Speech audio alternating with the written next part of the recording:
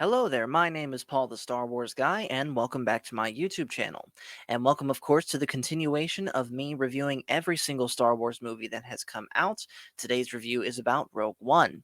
As always, I will be doing two different perspectives on this movie, what I thought of it the first time I had seen it, and what I think of it now. So make sure to hit like and subscribe, and wasting no more time, let's get right into it. So I first saw Rogue One in 2016 when it first came out in theaters. I was still in the Navy at the time, and I was living in Okinawa, Japan. And I saw it at the on base theater at Kadena Air Force Base with my friend Walker. And I remember leaving the theater, and I absolutely loved the movie, more so than I did The Force Awakens. And having just watched the movie again tonight, I can safely say that those feelings still hold true. I do firmly believe that Rogue One is the best Disney Star Wars movie that's come out ever since Disney purchased Lucasfilm back in 2012. So let's get into a little bit of why that is. First off, I like that this is a boots on the ground war movie, the likes of which we really haven't seen really since I think episode 3. And even then, it wasn't really that it wasn't as much of a boots on the ground type war movie as Rogue One was, especially in the last third of Rogue One. Now, Rogue One basically is the setup to the very beginning of A New Hope, where you see Princess Leia's Rebel blockade runner being chased by Vader's Star Destroyer, and the Star Destroyer overtakes Princess Leia's ship, and Leia is captured and interrogated as to the location of the stolen Death Star plans. Well, this movie, Rogue One, basically explains how the rebels got their hands on the plans to the Death Star in the first place, and it's all thanks to a attack on Scarif, an Imperial information and intelligence facility led by Jyn Erso and Cassian Andor. And that is a good transition into talking about the characters. And we're going to focus mostly on those two characters for the side of the rebellion. There's other characters, but those two are the most important. So, Jyn Erso, played by Felicity Jones.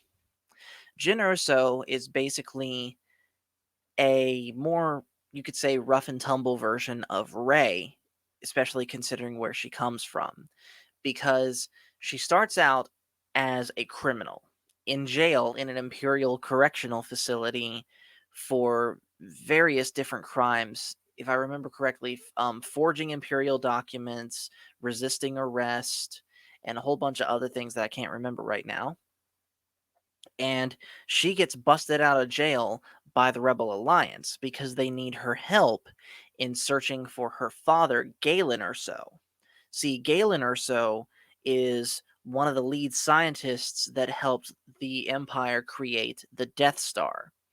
Now, at first he helped them out with this willingly, but then his conscience hit him when he realized what he was doing, and he left the Empire and left the project of the Death Star, taking his family into hiding, only to then be found by the Empire and forcibly returned to service, his wife dying in the process, and of course, Jyn Erso goes into hiding.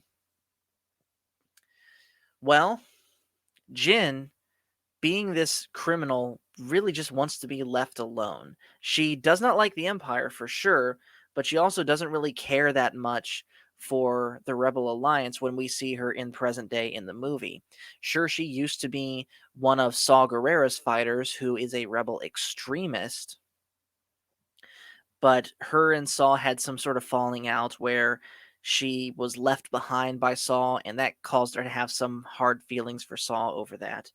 And she even admits in the movie that really all she wants is to be left alone and that she doesn't care who's in charge.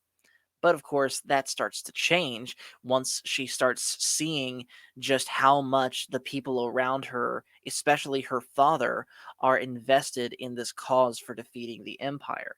Then she starts to get on board with the Rebel Alliance a little bit more, to the point where she is the one that helps lead this attack on Scarif to steal the plans for the Death Star. And I think Felicity Jones played her very well. And then right beside her is Cassian Andor, played by Diego Luna, who, by the way, is getting his own Disney Plus show very soon. And I think a Disney Plus show with Cassian Andor could work pretty well, given what we had seen in Rogue One.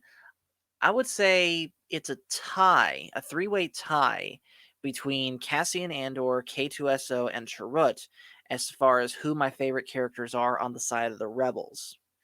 I like Cassian because he helps bring in this twist to an otherwise ordinary good versus evil story with the rebels and the empire. He is just a microcosm of showing how the rebels, in order to achieve victory, are willing to do some somewhat dishonest things. Like, for example, we see a scene very early on in the movie where, in order to escape himself, Cassian has to kill, basically shoot in the back, one of his informants that can't escape with him. Otherwise, they would both get caught by the stormtroopers that were swarming the area. And of course, the mission starts with all of them going to look for Galen Erso, they think, so that they can be brought back to the Rebel Alliance and he can testify before the Senate. But just before they leave, one of Cassian's commanding officers pulls him aside and says, "Forget bringing him back alive. You find him, you kill him, because we don't 100% trust him because he's helped build the Death Star." And Cassian intends to follow that order right up until he has the chance to pull the trigger, when his conscience comes into play, realizing that Jyn is going to be pissed at him if he assassinates her father, so he doesn't. But her father still dies anyways because of the rebels. And then Cassian, of course, dies alongside Jyn Erso when the Death Star fires on Scarif. So I think Cassian did a very good. I think Diego Luna did a very good job as Cassian, and I have high hopes for the show that they do with Cassian, especially since I found out recently that George Lucas is confirmed to write, I think, at least one episode of that Cassian Andor show. So that'll be pretty cool to see. And then there's other characters that help out on the Rebel Alliance. We have Chirrut. I can't pronounce his last name. We have Baze Malbus, Bodhi Rook, and K2SO. And just real quick on those characters, Chirrut and Baze are two former priests of the Temple of the Wills that got displaced when the Empire moved into Jeddah. And Baze is basically your average heavy gunner character that is basically the bodyguard of Chirrut, who is this blind man who is very good, by the way, with a bow staff, despite being a blind man. And he also very, very much believes in the Force. It's like his religion, even though he's not a Jedi. And at least from what we can tell in the movie, he's not Force sensitive, though he very well could be, and I just missed it. And then, of course, you have Bodhi Rook, a former Imperial pilot who decides to defect and deliver Galen Erso's message to Saw Gerrera, who then delivers it to Jyn. And then finally, we have K2SO, who is Cassian Andor's droid. He is a reprogrammed Imperial droid, and he is the funniest part of the movie. The best way I can describe him is if you took C3PO and injected him with a bunch of steroids and sarcasm, and you basically have K2SO. And then finally, on the Rebel side, you have Saw Gerrera, played by Forrest Whitaker, who played the extremist rebel really well, especially when we see him past the flashback to child Jyn. I don't fully understand why Forrest Whitaker was directed to talk that way. I get that because he's an extremist, he's going to be just a little bit unhinged up there, but I think some of the way that he talked was just a little bit unintentionally funny. And then it was also cool to see certain returning characters on the rebel side. For example, Mon Mothma, even though she was played by a different actor, Bail Organa, who was played by the same actor as was played in the prequels, and then finally Princess Leia, who we see at the very end of the movie, brought in basically by using a body double and CGIing young Carrie Fisher's face onto her face. And I thought they did a good job with that, even though you could tell it was CGI. More on that topic later.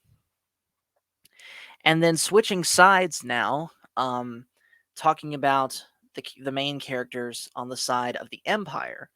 You have director Krennic, who has basically been the main project lead for the Death Star, basically Galen Erso's boss.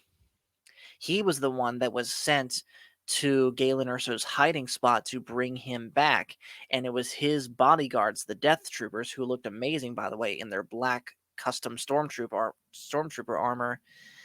It was them that killed Galen Erso's wife, Lyra,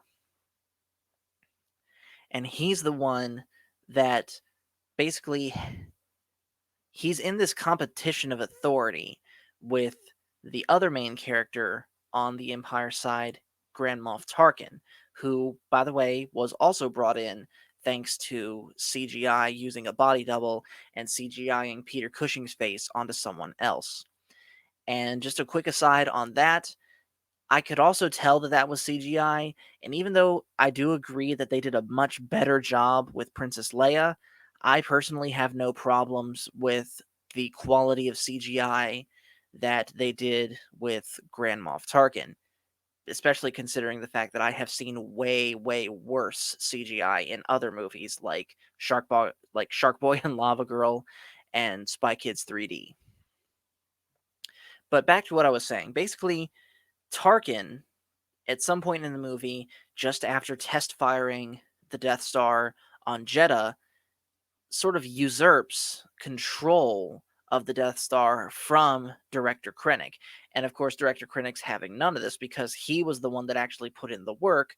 But Tarkin believes that Krennic is not fit to lead the Death Star because it was under Krennic's watch that all of these security leaks with the defecting pilot, it all happened on his watch. Therefore, Krennic is unfit to lead the Death Star, and Tarkin takes that control away from him.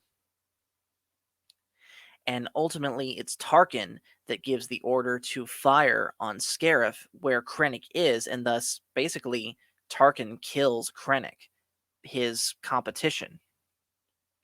And then the final member of the Empire to talk about is Darth Vader. This is the first time we see Darth Vader in live action, really anything, since Return of the Jedi. And of course, James Earl Jones is back to voice him. We don't get much of Vader in this movie, but what we do get is amazing. We basically get two scenes with him. One where he has summoned Director Krennic to his palace on Mustafar, which, number one, that's a really cool palace design, and number two, it's really fitting that Darth Vader would choose Mustafar to basically be his home in the Empire. Especially since I read somewhere that Vader's palace overlooks the very spot that he ultimately lost his fight against Obi-Wan in Revenge of the Sith. So we get two scenes, one with Krennic showing up at Vader's palace, and the scene with there ends with Krennic asking if he's still in control of Death Star, only to get force choked by Vader. And then the second scene, and this is a great transition into talking about the action of this movie, we get Darth Vader in this darkened hallway on a disabled rebel ship, and he is just mowing through rebel soldiers left and right like butter with his lightsaber and with the Force. It's hands down the most brutal, but also the best scene of that entire movie. And then the other bits of action in this movie were pretty cool too. I would say that this is probably one of, if not my favorite, space battle in all of Star Wars 2, the space battle around the orbital gates of Scarif. And they take it down actually in a really creative way because these Y-wing bombers come in and bomb a star destroyer, cutting its power. And then Admiral Radis from his ship calls in a Hammerhead corvette to ram the star destroyer that's disabled into another one right next to it. So you literally have the two star destroyers. Here's the downed one, and it's get pushed into the other one, breaking it apart, and then the wreckage crashes into the gate, and the gate is destroyed, and thus no more shield. And speaking of this space battle, I thought it was also really cool to see the original Red Leader and Gold Leader, see footage of them from A New Hope get reused here, showing that they were there at the battle and they won. And they, of course, survived that fight only to later go and die when they tried to take down the Death Star. And I also thought it was kind of cool to see that before Luke Skywalker officially joined the rebellion, he basically was not the first to have the call sign Red 5. There was another guy named Red 5 that died at this battle, and then when Luke joined, he took on that call sign. And then, of course, this movie also had the standard blaster fights. The battle on the surface of Scarif was pretty cool. Like I said, it was a standard boots on the ground type war movie. In fact, I was watching this with my brother earlier this evening, and he said that it reminded him a lot of what the US troops in World War II did when they stormed Normandy on D-Day. And I agree with that. And sort of to wrap up my thoughts on Rogue One as a whole, I'm going to share something that my dad had said about this movie. Basically, that this movie, Rogue One, is the perfect bridge between the original movies and the newer movies, and that it's the perfect setup for what was to come in A New Hope. And like I said before, because of all of that, I do believe that this is the best of the Disney Star Wars movies. So, thank you guys for watching this video. Make sure to hit like and subscribe if you haven't already, and please stay tuned for my next video, which will be about The Last Jedi. Thank you very much.